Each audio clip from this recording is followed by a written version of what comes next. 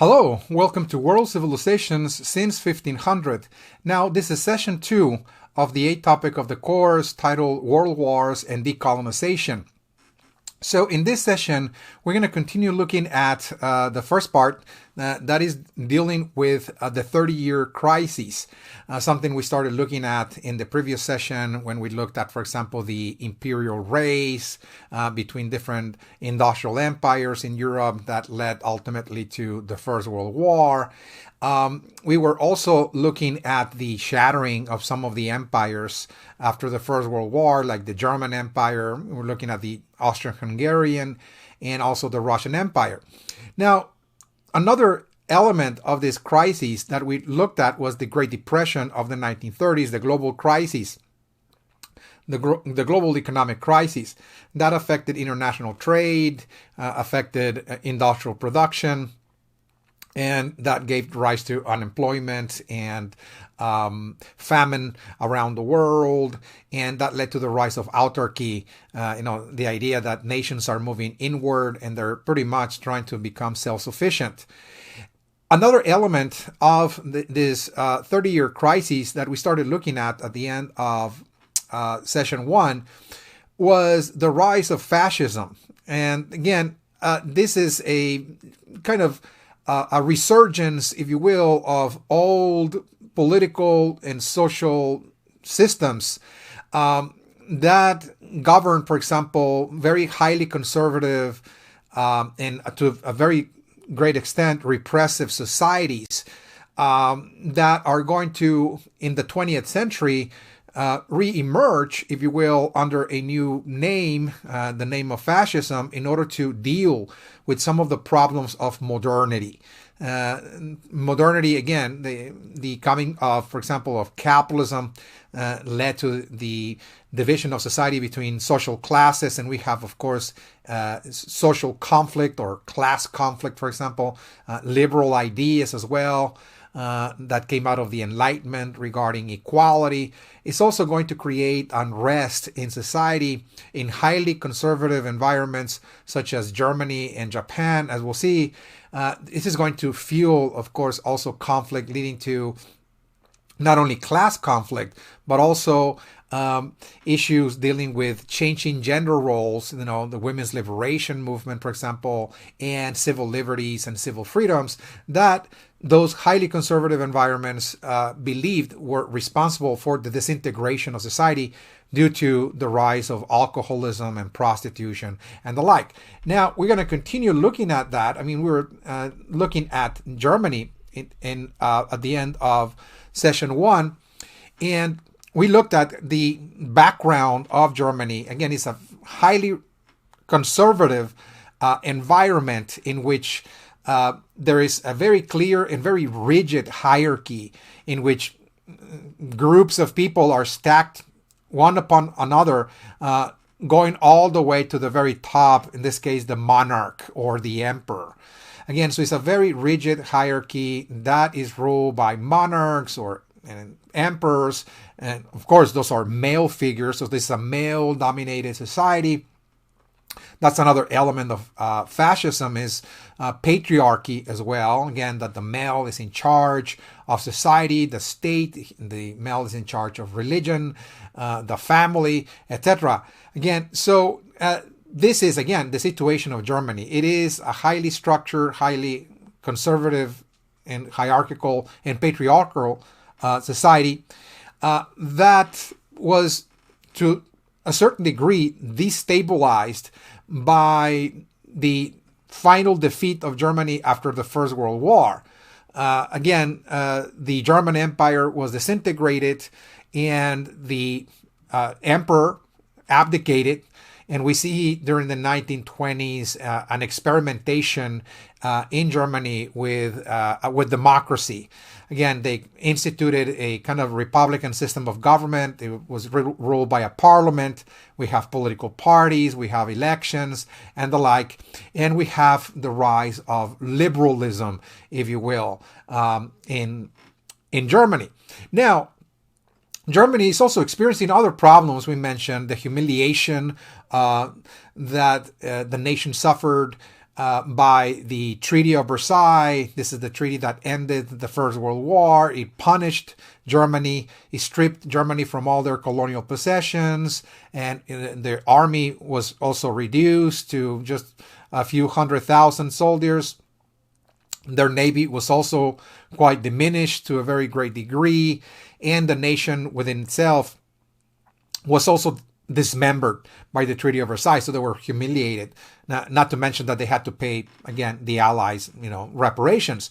Now, that led, as I mentioned, to hyperinflation in the 1920s, about 10,000%. So we see the German mark pretty much losing all its value, and that, of course, economic crisis was compounded by the Great Depression of the 1930s that also affected Germany deeply.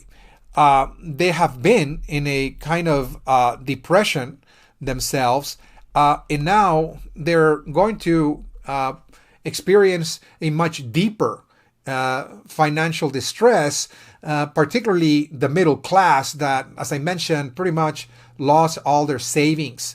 Their savings evaporated by the day. And so this is going to be a group of people that are going to be very disaffected, angry, enraged, and they're going to, as we'll see, become the popular base of support for the growing fascist movement that is going to take over Germany in 1933. Now, in this climate of distress and uncertainty, we see alternative ideologies on the rise. For example, the communists. Again, we see communist uprisings in Germany, labor strikes paralyzing also German industries. And that also created a climate of anarchy, so to speak, in Germany.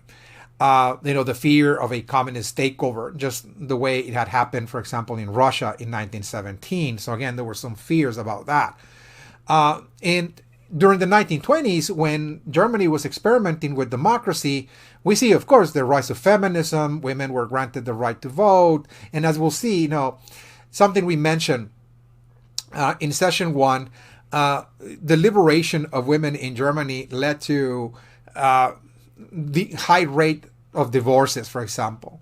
Okay, and German conservatism believed that to be one of the causes for the disintegration of the traditional family.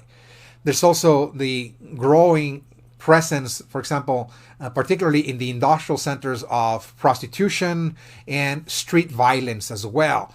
So this is a society that was experiencing significant challenges, external pressures from the Treaty of Versailles, the collapse of the German economy, and of course, this new government that is trying to pull the country together, this democratic government that apparently could not really deal with hyperinflation or the communist uprisings and the labor strikes that plagued the country.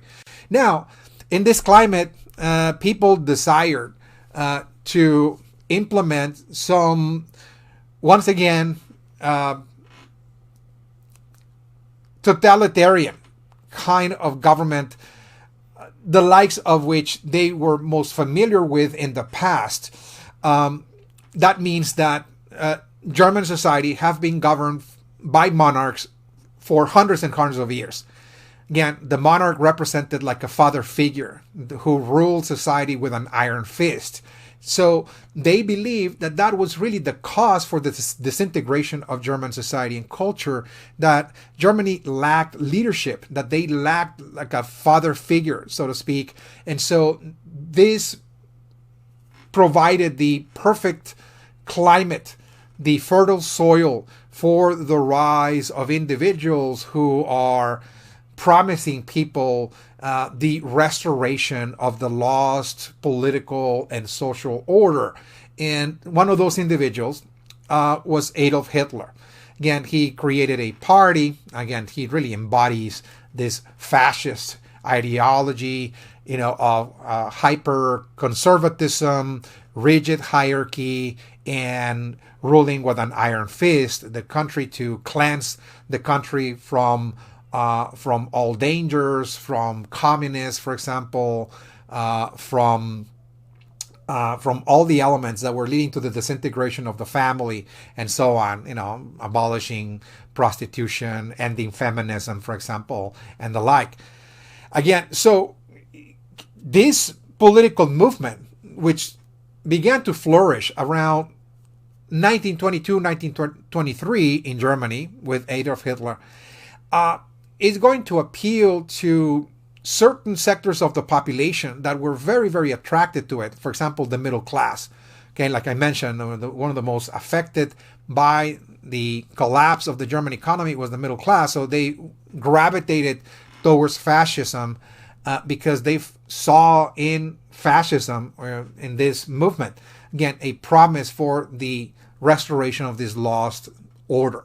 Again, landlords, which really dominated German politics, the Junkers, as I mentioned, and also the industrialists. They're going to become the base of support for the fascists.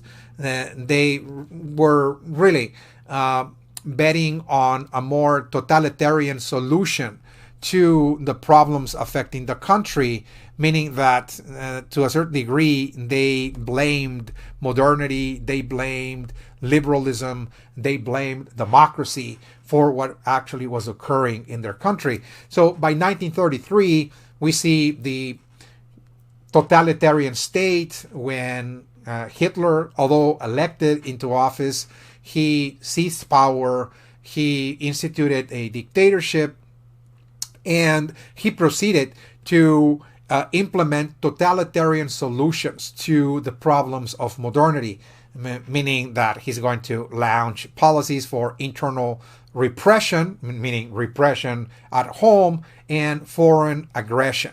Again, so that meant that the country and his own party needed to be cleansed or purified, as he said, again, to kind of preserve the culture, which Hitler and the Nazis and the fascists in general considered to be superior to all other cultures of the world, and also to preserve the race, the Aryan race, as he called it, the purity of the Aryan race as well. So again, he initiated a series of purges, elements within his own party and society that were not loyal to him or the state. He launched persecution of a number of groups, particularly minorities, who did not fit in this model of the ideal German culture and the ideal German race. And that included, of course, groups like, for example, the Jews, gypsies,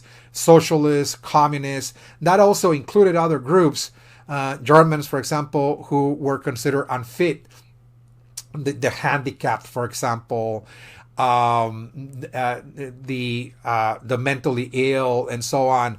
Again, so he's really, again, going against those groups.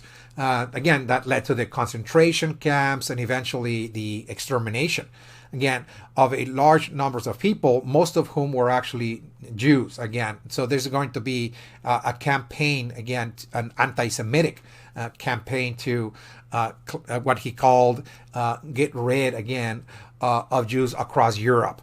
Again, so this is not going to be limited to Germany, as we'll see. He's also going to launch a very aggressive foreign policy to restore the lost empire, what he called the Third Reich, the Third Empire, that he was really trying to rebuild the German Empire, recover it, and he called it, again, the Third Reich, the Third Reign. In other words, this is the Third German Empire that will conquer all of Europe, he said, and provide for more living space for Germans, particularly in the East. And so he's really trying to move into places like Poland and Russia to conquer those territories and repopulate them, so to speak, with German people, German communities. So this is his grand vision, if you will, for the future of Germany, something we're going to get to, again, in just a few moments when we look at World War II. But needless to say, Germany was not the only fascist state. There was another one, and that was Japan in Asia, which, just like Germany, had a highly repressive social system. Traditionally, for hundreds and hundreds of years, Japanese society had been governed by groups of people who control all aspects of society from the top down. Again, from the emperor at the very top all the way down to the village level. Again, it was a system of pervasive control, for example. So it was highly conservative, hierarchical, and also repressive as well. So again, at the very top, you have the emperor, and below the emperor, there will be a series of feudal lords that control certain provinces within Japan. So again, this is really a feudal society. Just like Germany, again, we're talking about feudal societies that are going to modernize and encounter difficulties and challenges, and then blame modernity for those challenges, and then go back to the repression to reinstitute repressive institutions to solve problems of modernity. So again, this authoritarian culture went all the way down to the local level. Again, when you look, for example, outside of the emperor himself, every province was also governed by a very rigid hierarchy that controlled every aspect of society down to the village level. Again, for example, there was a series of landlords. In Japan, those are called the daimyo. Okay, the daimyo, for example, again, those are landlords that control different regions, and they below them are, of course, the peasantry. They extract tribute in the form of labor and food products from the population. But unlike Europe, in which, for example, when we looked at feudalism in Europe, there was a certain contract or mutual obligation between the landlord and the peasant, in that the landlord was like a father figure to the peasant, offering protection, and in return the peasant will labor for the landlord and pay him for that service of protection in the form of tribute. But here, there is no contract, there's no obligation. Again, this is a very authoritarian system in which there's no obligation to protect the peasantry. In other words, the daimyo is the total and absolute master of the peasant. And he's going to govern as he sees fit, again, without any regard of what the peasantry needs or think, again, of their betters in this case. Now, the landlords or the daimyo have, of course, their own private armies, the samurais, for example. They keep the villagers in check. Okay, they protect. Those are like the knights, for example, of Europe. The knights, the vassals, for example, who protect the king. Very, very similar, again, here in Japan. And at the village level, there's going to be an elder who is the village elder, and he, in turn, is the absolute authority of the villagers as well. So there's a hierarchy. There's a village elder. He is in control of the peasantry, but also that village elder is responding to the samurais, and above the samurais to the landlords, and of course above the landlords, the emperor, of course. Now, what we see around the 1600s is that more and more the emperor is going to start losing control of society, and instead we're going to see the rise of military warlords, the shogun as they were known, again, and they're going to govern society. The emperor will become weakened, and instead what we see now is a kind of military rule, in that every province will be controlled by a military warlord. And what we see is that within those groups there will be a leader, a military leader, that is going to be pretty much in control of all the provinces. This period of time in Japan, from, let's say, the 1600s to 1866, was called the shogunate. Again, the shogunate, again, is when we see a weakened emperor, and instead we see now Japan ruled by military warlords. However, in 1866, we're going to see the restoration of the emperor once again. This had to do with landlords getting together and trying to displace the shoguns from power. They believed that the shoguns had acquired more power than even the emperors of the past, and they wanted instead to build a new Japan, a new state, in which there will be an emperor, but at the same time, there will be some form of representative government that will not represent all the masses, but it will represent the elite. Again, so they were trying to modernize to a certain degree. So this happened, of course, in 1866. And again, this is the restoration of the emperor, and the emperor is ruling along the daimyo. The daimyo, once again, are the landlords, again, that are ruling the country alongside with the emperor. And although there is like a national assembly of sorts in Japan that provides the right to vote, it is only the nobility, the landlords, that are actually ruling the country. Okay, they're the ones that are allowed to vote. This is a very limited franchise, in Japan.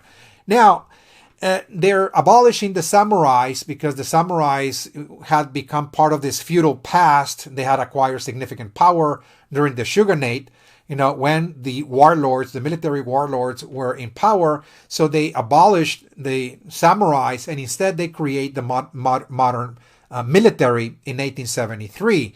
And now they introduced national conscription, the idea that all males needed to sign up for the armed forces in order to create an army, a national army. That is replacing, of course, the samurais. Once again, this is leading to the modernization of the Japanese state with the introduction of a new constitution in 1889. So it is a constitutional government that they're getting together. There is an emperor on the top, but once again, it is very aristocratic because it's only granting a very reduced number of people, no more than 400,000 people, the right to vote and hold office. So again, this is only a government to be ruled by the aristocratic elements of society, mainly just the landlords. In other words, they are indeed running the government. Now, in the 1920s, Japan is trying to move more and more towards democracy, create a parliamentary system of government. There will be a prime minister, for example, elections and the like. So again, this is not really the ideal form of government, but it is a step forward. Japan is trying to modernize its political system. The ideas of representative government, liberal government, is underway. And just like Germany experimented also with democracy in the 1920s, Japan experimented with democracy only to abandon democracy at the challenge of the Great Depression. Just when the Great Depression hit the world in 1929 and afterwards across the 1930s, we see the whole world plunging into the Great Depression as industrial production and foreign trade collapsed. And that led to massive unemployment, massive labor unrest. Again, this is what Japan is actually going through. They're really going through significant labor unrest, economic uncertainty at home. There is, again, lack of resources in Japan. This is an island, so this is not the kind of geographical area that has overabundance of resources. They relied on trade in order to obtain those resources. But again, trade has come to a halt. And also their internal markets are very, very limited. Because this is an island that, by the 1930s was populated by about 70 to 80 million people. So they had limited markets at home. So just like Germany, they're going to pursue a very aggressive foreign policy that in order to carry out that aggression if you will, they needed to abandon democracy and instead restore the old feudal system. In other words, implement a totalitarian state.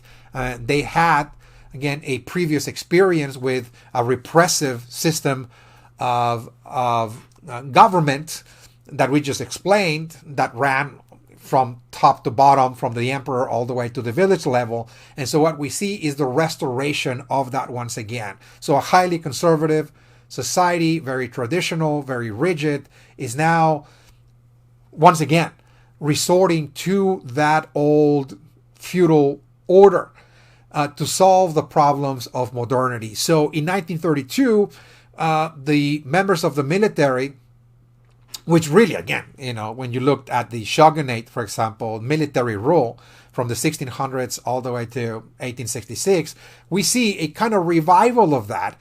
Now, pretty much like the military warlords, so to speak, that now are within the military.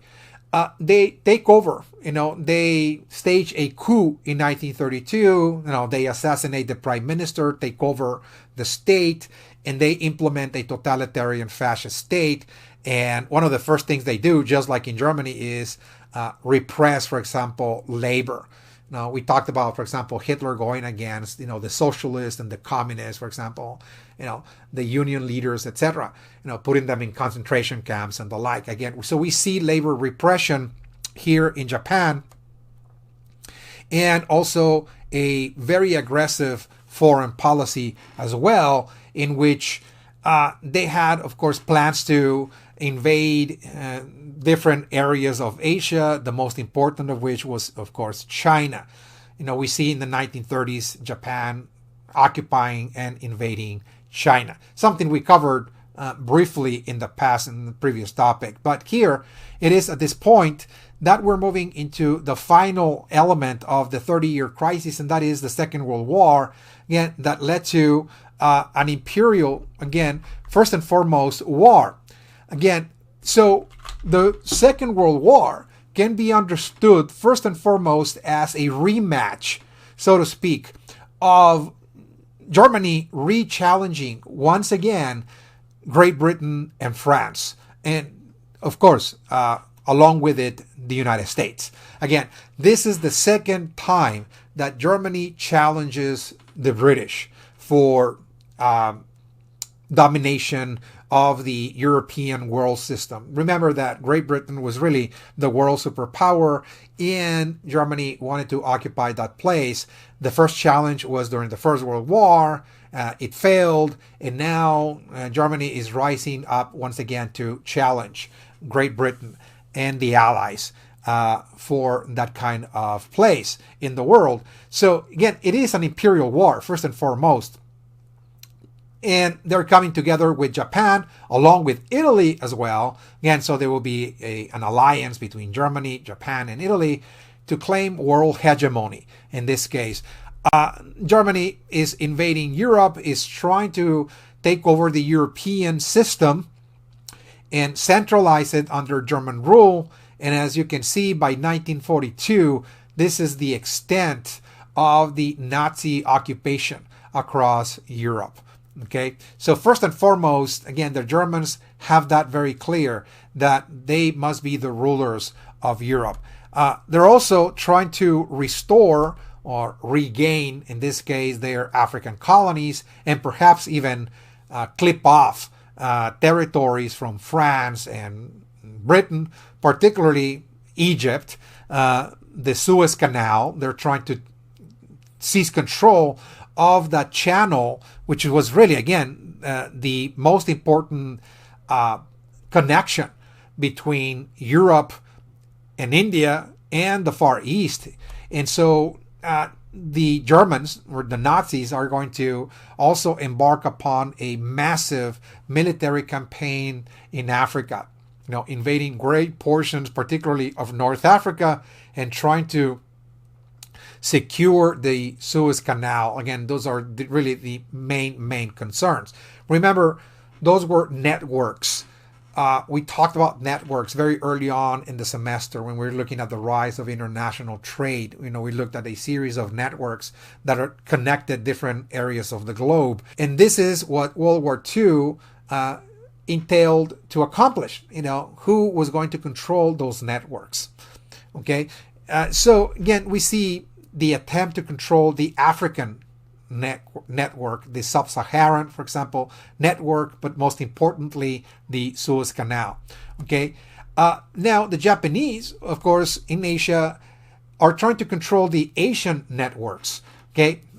In this case, China, for example, Southeast Asia, as you can see, that network, they're in need of natural resources and markets, and they're trying to build an empire. Japan, they believed, was meant to be the center of power, the core of this new world system centered in Asia. That China will become a colony, for example, and also that other areas of Southeast Asia, places like Indochina, for example, including India, that all of those regions will become part of the Japanese empire. They call that the Greater Asian Co-Prosperity Sphere. Again, this idea, again, of unifying great portions of the Asian networks under Japanese rule. And they indeed launch invasions and occupations across this region. Okay, so that is first and foremost what World War II attempted to accomplish. Now, second of all, World War II was also an ideological war. Okay, because this is also a war between different ideologies that were trying to build a new society and a new world. To a certain degree, they were rejecting elements of modernity, and in place, they wanted to implement a new system that will replace, in many cases, for example, democracy and capitalism, and replace it with, for example, on one hand, fascism. Again, this is an ideology that want to bring back, for example, rigid hierarchies, dictators or monarchical rule type of leaders, what you call a totalitarian state, for example, and a command economy in which pretty much even within a capitalist system, everybody is trying to work for the state. Even though there's private ownership of resources and enterprise, that ultimately that the economy had to benefit and serve the state. That is fascism. And on the other hand, of course, we have communism that is trying to reject capitalism and replace it with a classless society in which private property is totally abolished and the economy is governed by a one-party state, the Communist Party. So again, we see, a battle between different ideas. Those ideas were embodied, in this case, by Germany, the fascist, trying to spread fascism across Europe, and on the other hand, communism embodied and represented by the Soviet Union. And in fact, in Europe, Germany and the Soviet Union will be the countries that were really at war throughout most of World War II. Those were the true powers that were trying to destroy each other. In other words, most battles in Europe were fought between the Germans and the Soviets. In other words, okay. It is also World War II racial warfare. It's not just ideological. It is not just imperial, but it took on the dimension and characteristics of a racial war as well in the 20th century. And again, this is something that got started back in the Great War, in the First World War, but now we have heightened tribalism, or what is called racism now. In other words, that the purpose of this war was to demonstrate which particular group of people, which racial group or ethnic group was going to be dominant at the expense of others. And furthermore, that those that will be conquered had to be totally eliminated. Again, so what we see here during World War II is really high-level atrocities against groups of people. Policies, for example, of eugenics. Eugenics was really, trying to eliminate clans or sterilize, for example, certain groups of people because they were deemed inferior. We see, of course, genocide, the elimination of entire groups of people. For example, the Jewish population across Europe will experience genocide. In fact, again, that gave rise to what is called the Holocaust, the Nazis launching a genocidal campaign to eliminate the Jews from Europe, and that led, of course, to the murder of 6 million Jews, during World War II. Now, it is also considered racial warfare because in this process of warfare, the populations were also targeted as well. For example, the Japanese, who considered themselves to be superior to all Asian peoples, regarded the Chinese people as inferior. So when they invaded China, they embarked upon genocidal campaigns as well. For example, in the city of Nanking, they assassinated 300,000, civilians there.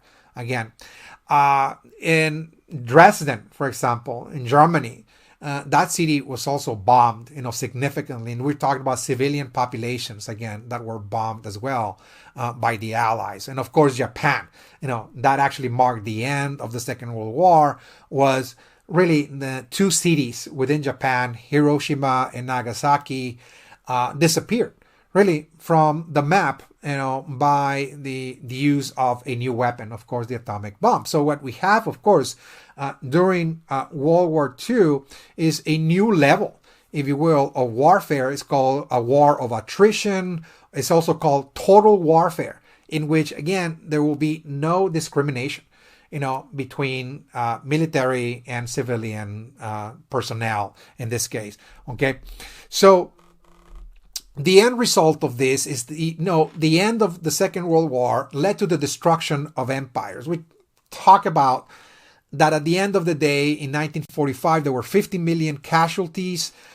That led to the second wave of imperial collapse. Now we see finally the Third Reich. Again, the German empire that Hitler tried to build is now collapsing completely. But along with it, even the French and the British empires are also on a sharp decline by this time. So again, what really marked the end of European imperialism was the First and the Second World Wars. Again, those two world wars really led to the destruction of European empires. Not to mention, of course, the Japanese empire, again, that was just barely trying to build their own imperial system, also collapsed at the end, again, of the day. All right, so part 2 is going to look now at the aftermath of the 30-year crisis. This is what I term the downfall of the modern world. This really doesn't mean that modernity is really coming to an end immediately after 1945, but this modern world that started out approximately during the 15 and 1600s with the Age of Revolutions, the modern world that gave us capitalism, for example, rationalism, individualism, secularism, humanism, etc., democracy. All of those ideas that Europe embodied and represented to the world, that this worldview, what is called the Western worldview, modernity, is now entering a period of decline. Okay, it's a period of decline. And again, the main reason for that has to do with the 30-year crisis, the two world wars that occurred between 1914 and 1945, and the Great Depression in between. So this is going to be more like a reflection, so to speak, of the world wars. Why is it that those two world wars are going to lead to the downfall of the modern world? Well, first and foremost, because for many people, mainly scholars, thinkers, philosophers, intellectuals, in the West and all over the world, those crises really represented evidence of mass psychosis. In other words, that there were high-level atrocities that were committed by people in general during this time that showed signs that there was something off, in other words, with our culture, with our way of thinking, with our values, in other words. And people began to cast doubts about that culture, that worldview, this Western civilization, this modern world that the Europeans embodied. Remember, the Europeans were telling the world that they were the most civilized, that they had attained a high level of progress in science, technology, that they were the most cultured, the most rational people in the world, and that they had the best learning centers, the best universities, the best scientific and technological systems, that they were the most advanced. And they wanted the world to follow them. In other words, that, we need to westernize the world. This is the way that all people should think and live and do things and work, etc., and organize themselves. But again, all over the world, people began to really look at that and say, well, look at what Europe had done. This is what Europe created. It created this horror, in other words. So there's something wrong, again, with Western civilization. And again, the people that are actually thinking that were really Europeans themselves, such as, for example, Sigmund Freud, the psychologist from Austria who studied the irrational mind, the unconscious mind in this case. He was really, the father of modern psychoanalysis. And he actually wrote a book called Civilization and Its Discontents. And what he was actually saying is that human beings, by nature, we have irrational urges, irrational appetites and impulses. And that is the impulse for aggression and the impulse for sex or pleasure in this case. Again, and this is, again, in the state of nature, without laws, without government, without, order. This is the way human beings simply are and act, in other words, unrestrained. So in order to enter civilization, he said, we must repress those urges. We must repress aggression. We must repress sexuality and pleasure in order to become, again, civilized, in other words, to respect each other. So what he said is that repression, when we repress those urges, what that creates is actually anger and rage. And what he believed is that World War I, particularly, was a massive example of people that were highly repressed and they were letting out all of that repression. That men going into the fields to fight each other, they were engaging in barbarism, in other words, that this was barbaric, in other words. So what he was actually saying here is that civilization is an artificial construct in which, yes, we can bring people together to act in a civilized way, but we're still pretty much animals and we have to repress our urges. And from time to time, those repressed urges burst out in violence, in warfare, for example, and people commit atrocities, because they feel totally repressed. So they want to, let go of all restraints and they go on a rampage of destruction, for example. So again, for him, European civilization, we said, well, regardless of how advanced it is, how rational it might be, is still barbaric. In other words, that we're still barbarians. Another one, again, will be Alfred Toynbee, who wrote a book called The Study of History. And he was very much interested in the rise and fall of civilizations. And in it, he's really talking about a series of civilizations that have existed across the world. He listed about 23 civilizations. It's a multi-volume work. And he was very much interested in the way those civilizations rise and fall. It's called the rise and fall of civilizations. He was also very much distressed by the First World War, particularly, and the atrocities and the barbarism. And this is, again, leading him to study civilizations in order to understand whether Europe or European civilizations was already in a stage of decline. And indeed, he said, it is in a stage of decline. He believed that World War I was a sign that the European system had been broken. That one of the signs for the fall of civilizations is social disunity.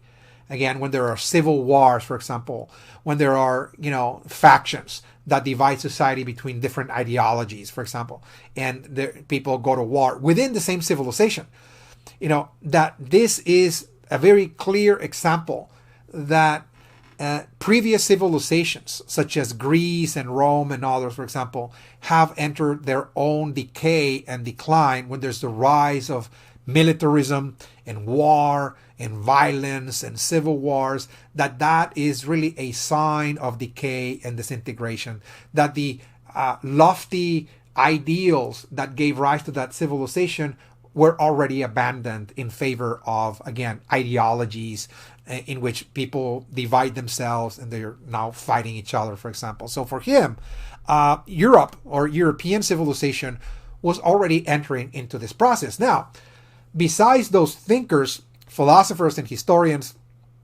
there's also, of course, the film industry. What we see is now the film industry, not only in Europe, but also around the world, making, for example, films that are exhibiting in those films certain concerns, certain fears about the dangers, for example, of modern technology. Again, that people after the First and Second World War all over the world are now growing more and more concerned about what modern technology is doing to humanity.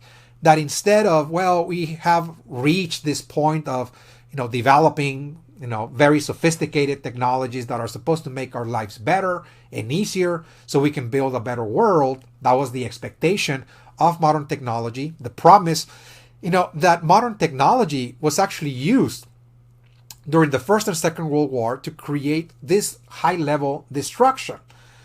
So people began to worry about the future of humankind, that maybe what we're doing is we're planting the seeds of our own destruction. We're creating horrors, in other words, that our own technologies will end up destroying us. And of course, one of the most popular themes, in modern film, ever since World War II, is the theme of Frankenstein. Again, this is really a monster created by Dr. Frankenstein, a mad scientist who creates these monsters to serve the master. But at the end, Frankenstein goes mad and he ends up, destroying the laboratory and killing the doctor, etc., destroying, in other words, everything in his wake.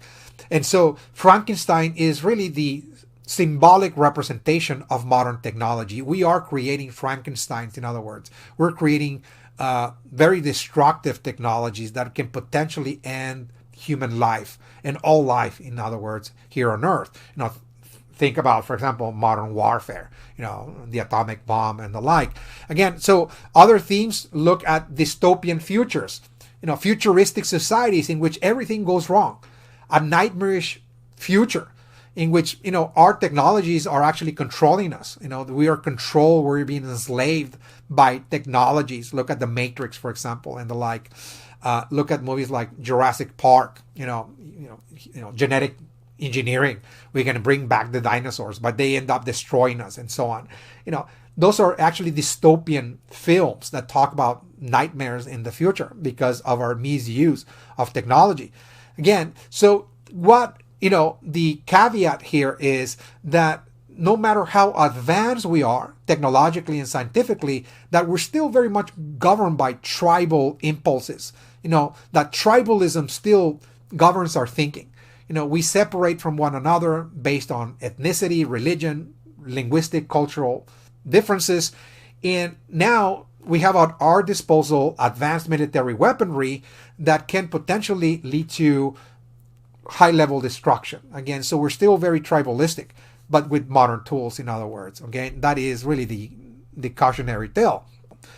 Now, part 3 is going to look at decolonization. So everything we have discussed so far served as a background, so to speak, to understand this process of decolonization, how the colonial world, those societies that were still governed by Europe are going to look around and say, well, maybe it is time to free ourselves from Europe because, look at what the Europeans have done to themselves, for example.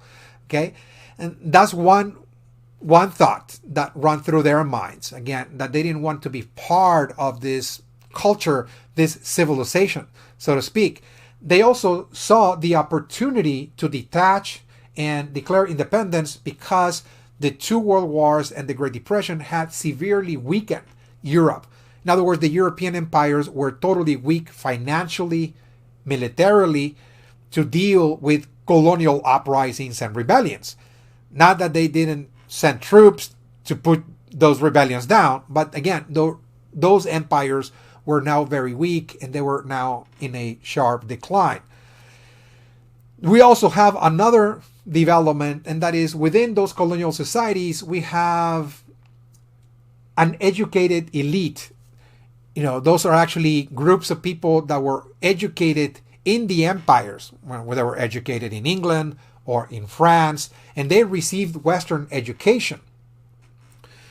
When they went back to their place of origin, the colonies, they're going to bring with them the ideas of liberalism and democracy, civil rights, political representation, what is called liberal democracy, representative government, and the like. And they are now appropriating those ideas from Europe, and they're going to use them to start launching their own independence movements based on European political, philosophical ideas.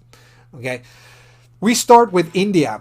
Again, remember, India was colonized by the British very, very early on. The very, very first stepping stones began back in the 1600s when the British East India Company moved into the Bay of Bengal, for example. And from there, slowly but surely, across the 16th, 17th, and early 1800s, the British East India Company began to colonize great portions of the Indian subcontinent. And then, of course, the British Crown took over that colonial possession from the company. Okay, so it was now directed by the mid-19th century. India was now governed directly by the British Crown. Now, throughout this colonial period, it is very important to look at the background of India's independence by looking first and foremost at the colonial period, some of the policies that Great Britain implemented in India that is going to lead to the independence movement itself. For example, we see India during this period of time turn into a region that only provided raw materials, particularly agricultural products, to the mother country. So we see the British implementing an export-led economy in which landlords, most of whom were, of course, native to India, were serving directly the interests of the British government. Okay, they were growing things like sugarcane and jute, for example, among other products, including cotton and the like, and they were exporting those products to the mother country.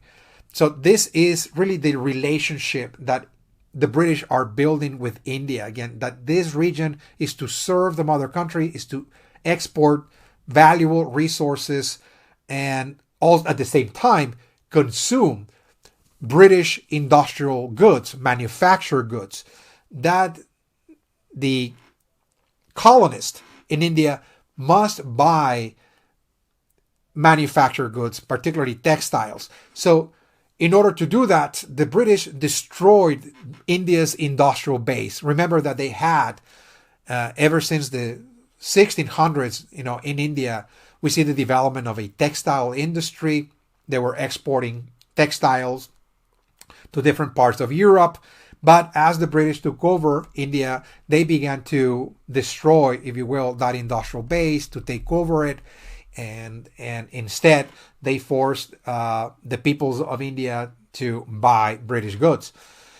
Now, the British also introduced certain tools of empire that, while they served the British to govern the colony better, it had the unintended consequence that it also built the first structures for Indian resistance and also Indian national identity. Okay, for example, the British brought railroads to India. In 1870, there were only 4,000 miles of rail lines. By 1939, there were 41,000 miles of rail lines built by the British. Now, those were done, of course, to export the products, out of the country, to facilitate commerce, the extraction of resources and such, but also to move troops around. Whenever there will be a rebellion, the British will dispatch forces rather quickly because now they're railroads. Again, they also built telegraphs and newspapers precisely to facilitate communication between British officials whenever, there were rebellions or uprisings, to put them down. And newspapers were also used by the British as a form of propaganda to disseminate certain ideas, particularly Western ideas, to kind of westernize the population.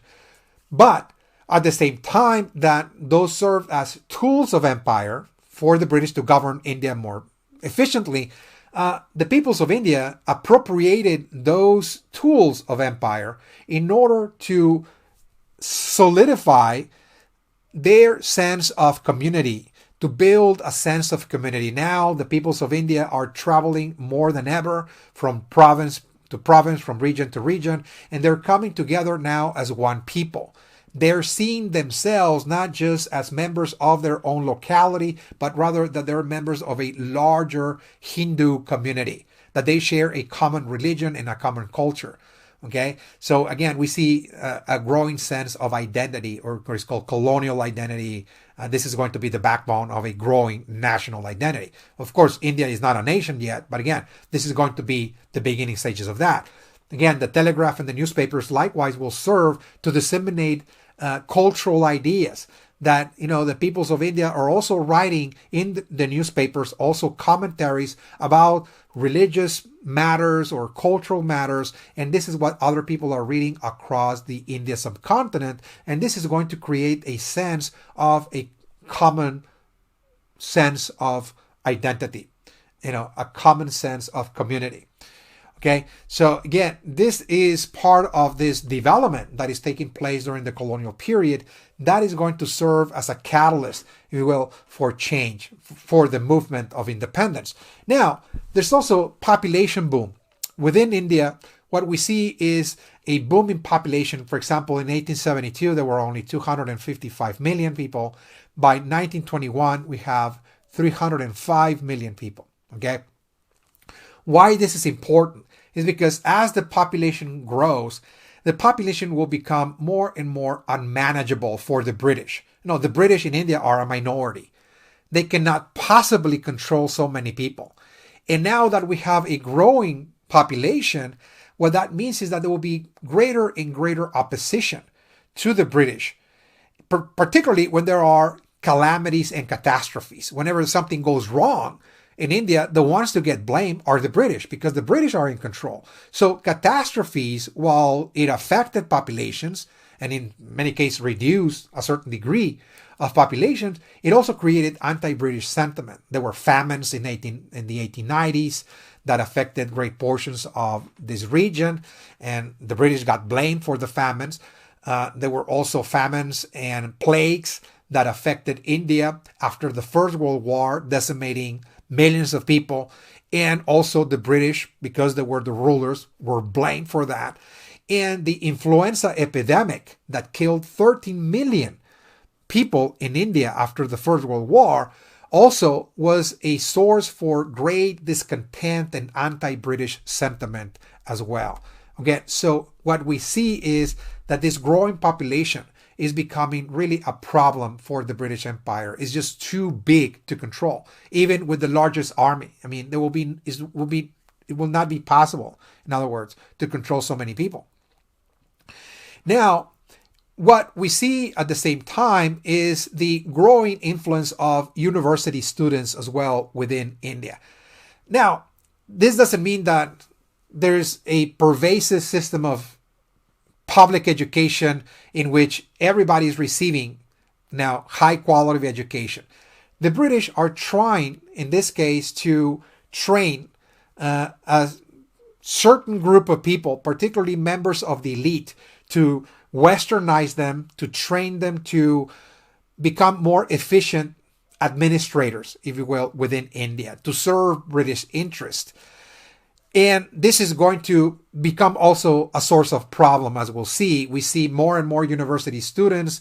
For example, in 1885, there were only 100,000. By 1900, we got 230,000. Secondary students, again, also increased from 429,000 to 633,000 as well.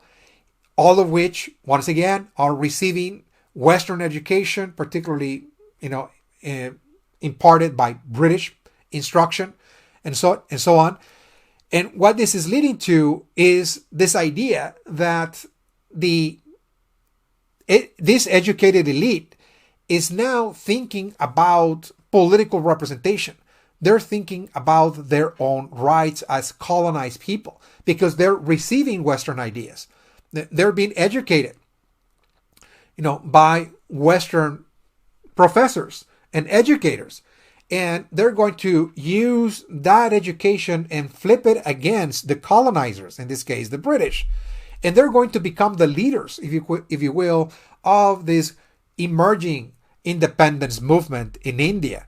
Again, they are going to be the leaders, the proponents that India must be self-governed, free of British control. Keep that in mind. Again, this is not really happening all of a sudden, but this type of education is going to lead precisely to this kind of change. Now, besides the growing presence of university students, which is really creating an educated elite within India, we see the rise of a growing sense of nationalism based on Hinduism. There is, at the turn of the 19th century and the beginning of the 20th century, a kind of Hindu renaissance. Hinduism is on the rise. There's like a religious revival, let us just say, on a popular level across India. This was known as the Hindu Renaissance. It was largely led by a philosopher, intellectual, a leader by the name of Ram Mohan Roy, who was a scholar of ancient texts, particularly religious texts dealing with Hinduism, and he also studied other religions as well outside of Hinduism. And he's going to be the proponent of a new vision of Hinduism that is going to synthesize and integrate many elements of the Hindu religion that had become, of course, separated in the past. And Hinduism was really the composite of many different systems of thought, many different cults, etc. So what he's really doing is really synthesizing and bringing together all those different cults, different systems of thought, different philosophies, different religious schools, and he's synthesizing them and bringing them together into one single cohesive whole. And he's really trying to do that in order to integrate all of India, because India had become separated by religious differences and sects and the like. So he's really synthesizing and making people feel that despite their differences, there are so many gods in India. There were about 300 million gods that people pray to. That despite all this religious diversity, that all of this is really part of a single whole, in other words. Again, and this is going to become part of a growing sense of national identity. Hinduism is now becoming the basis of what is going to become,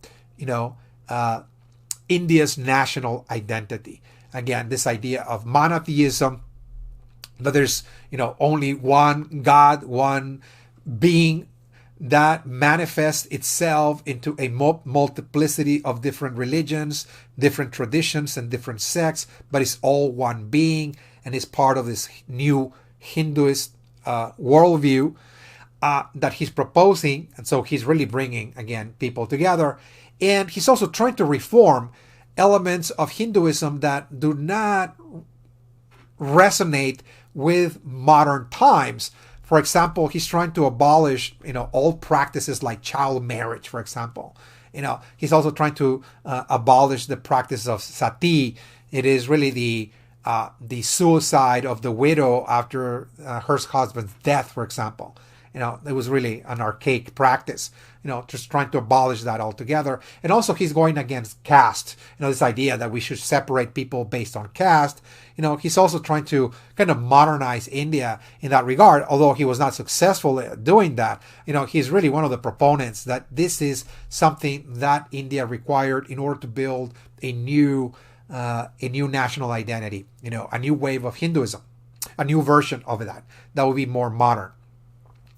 Now, in 1885, we're going to see the birth of a political party in which the educated elites that I just mentioned, the university students, among other people, are going to form in order to start really claiming more and more autonomy for India. This party was called the Indian National Congress. It was formed in 1885. Again, it's the very first political party in India that is going to represent the interests of the colonized. In this case, we're talking about the educated elites mainly, who are going to make alliances with the middle class, and they're also going to establish connections and build a coalition with the peasants as well. It is mostly led by the educated elites, but they're bringing with them the middle class and also bridging also members of the lower caste, in this case the peasantry. Now, this political party divides into two factions. We have the moderates on one hand. The moderates within this party were pursuing a modest agenda. All they wanted is self-governance, not total independence. In other words, they just wanted the administration within India to be governed by Indians, in this case. Again, by the educated elite. They wanted more representation. They wanted more participation in the administration, in other words. Still connected to the British. The British will still control India's foreign affairs and the economy at large. But internally, that India's internal affairs will be governed by the Indians themselves. Now, on the other hand, we have another faction. Those were the militants. Again, they were led by Tilak. This is the leader of this faction that were more militant. They are indeed using Hinduism as a source of nationalism. And they're the ones that actually ask for total independence. They don't want to be part of the British system again. So this is really the dynamic that we see very early on in the very first party, the Indian National Congress. Now, in 1919, there is going to be a massive revolt in India as this growing party is exerting its influence across Indian society. More and more people join in, and again, there's a growing sense of nationalism, again, based on Hinduism. In this case, there is going to be a massive demonstration in India against the British in 1919. Particularly, that had to do with the end of the First World War. India had to participate, in this war. It had to provide manpower to the British, resources and the like. And there's, of course, mass demonstrations against the British. India didn't get anything in return for this war. And the British responded with force, and it became known as the Amritsar Massacre of 1919. The British soldiers came into the demonstration, opened fire, ended up killing 400 demonstrators and wounding about 1,000 of them again. Now, to add insult to injury, the officer that was in charge of this massacre was recalled. He had to go back to Great Britain, and there he was celebrated and honored. So again, this added insult to injury, for the peoples of India. How is it that this British officer was rewarded when he in fact committed this atrocity? In other words, this is something that, this is going to fuel even more anti-British sentiment, in India itself. Now, the way that the British responded to this growing Hindu nationalism was by implementing a series of strategies. One is, divide the insurgency. Okay, so they wanted to divide this growing insurgency, this anti-colonial resistance, so to speak. And the way they did it was by dividing the movement along religious lines. Okay, so in Bengal, what they did is that they created two sectors. One was the Muslim sector, and the other one was the Hindu sector. So what the British are doing is that they're fomenting a sense of division and separation, saying, there's a Muslim population in India. They are the minority, and they're convincing the Muslims that, they're not going to enjoy full equality along a majority of Hindus, that they must also organize and create their own separate movement with separate goals and also a different agenda that is going to respond to Muslim interest within India. So this led to the rise of the Muslim League. Again, the Muslims are organizing. They see themselves indeed as a minority. They understand that they're living in a majority Hindu population, and they are convinced that in the case of independence that they're not going to be treated equally. So they're already kind of organized, in other words. And that kind of divided the movement. In 1909, another strategy was to grant certain concessions to India and granting provincial rule. Again, this was known as provincial rule in 1909. In other words, what they're actually telling India is, we are hereby granting you the right to elect your own local legislators. In other words, and you can only legislate, in matters of healthcare. So healthcare will be now administered and governed by the local population. So everything else, the police, the military, economic policy, foreign policy, still pretty much, in control of the British. So this was a partial concession, granting a certain participation in legislation, in local administration, only in healthcare, but not really self-government, not really full independence. It was really limited concession. Also, the British offered limited suffrage to elites in 1919. Again, they are offering the elites the right to vote, that they can actually, participate in elections. Only them, of course, they're just a tiny, tiny minority of the population. And of course, the elites reject that proposal in 1919 outright. They really consider this to be, a piecemeal kind of, proposal. That this is not really what India required, which was really, again, independence itself. So again, the independence movement is now proceeding with full force, mainly after the First World War. Again, after the First World War, India's movement towards independence accelerates at a higher pace, particularly because there was an economic recession that struck India after the First World War. Why? Well, because during the First World War, India was exporting massive quantities of food products, to the Allies, to the British, and so on. So there was, of course, economic activity taking place. But now that the war stopped, the economy entered into a recession. So this created discontent directed against the British.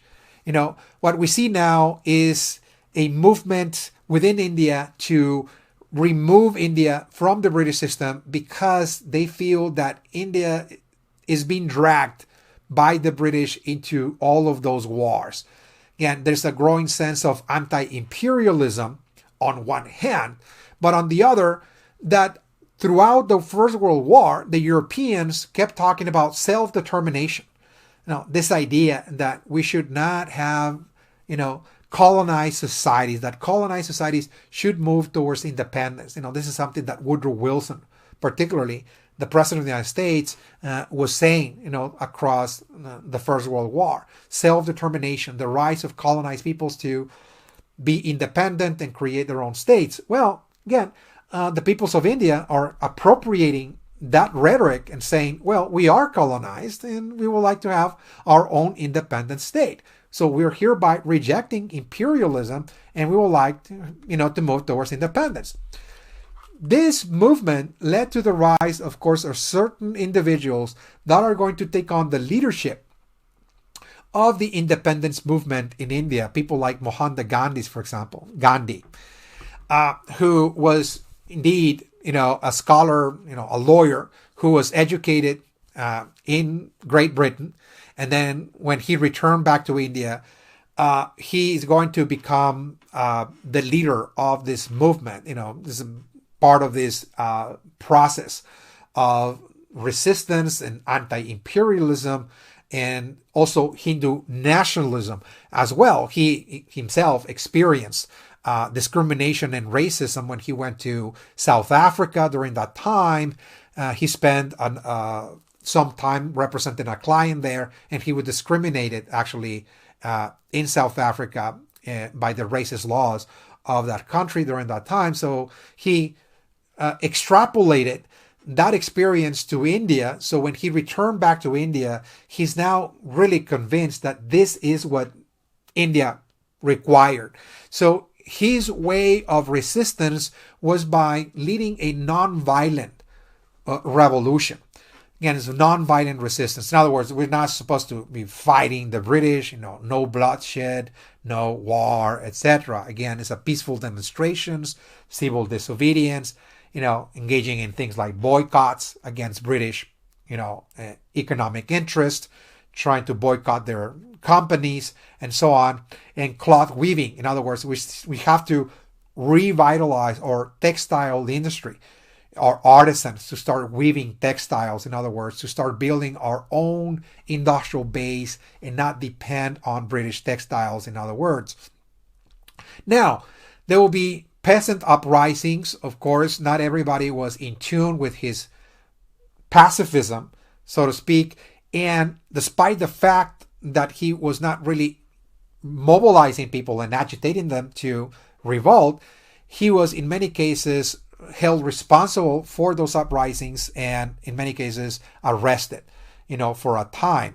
Again, so this is the beginning of a colonial movement against British rule that is now led by Gandhi. Of course, there's another individual that is also leading the way. His name was Jawaharlal Nehru, and he created a movement of his own, and it was a workers' movement. It was called the All India Independence League. So once again, this is more a working class movement. It's made up of industrial workers. Remember that the Indian National Congress is made up of educated elites, the middle class and the peasants. And what we have is now an alternative movement that is not necessarily against the Indian National Congress necessarily, but rather it is creating an alternative, an alternative movement that will join forces at some point with the Indian National Congress. And this is really bringing together the working class. Again, the workers' unions. He is promoting unions across India, and they also have, of course, anti-imperial, anti-British sentiments and inclinations. And this is, of course, a movement that also is trying to fight for independence as well and build a free independent state in India that, from his perspective, had to be socialist. Again, so his ideal vision for the future of India is the creation of a socialist state, not really along the lines of the Soviet Union, of a totalitarian government, but rather a socialist state in which the state is going to address economic problems, address the problems of poverty, stagnation, and exploitation, again, by providing a safety net, by providing welfare, and the like. Now, we have run out of time. When we come back, we will continue looking at India, and then we're going to be moving into Africa, decolonization in Africa, and at the end, decolonization in the Middle East. Okay, this is all I have for you. I'll see you then in session 3 when we come back. Thank you.